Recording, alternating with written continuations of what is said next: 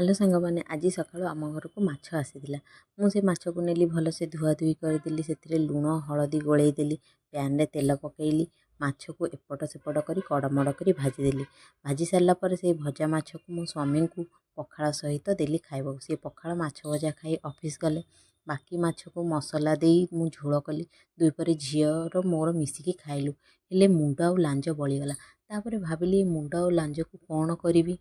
तापर संगे संगे रोसई घर को गली एवं बुट डाली को बतुरई देली तापर संध्या बेल को बुट डाली बतुरी जाइतिला प्रेसर रे पानी दे बुट आ आलू को सिझाई देली सिझाई सारा पर से मुंड आ लांज पकईकी प्रस्तुत करदेली बुट आ आलू माछ मुंड पका घांट तापर रुटी करदेली रुटी सहित बुट आलू घांट नहीं स्वामी को देली स्वामी मु आ मो झील खाई राति शोलु देखिले तो सांग मैंने मु केते चालाक गोटे माछरे 3 ओली केमिति काटिदेली। हौ सांग मैंने रहुची शुभरात्रि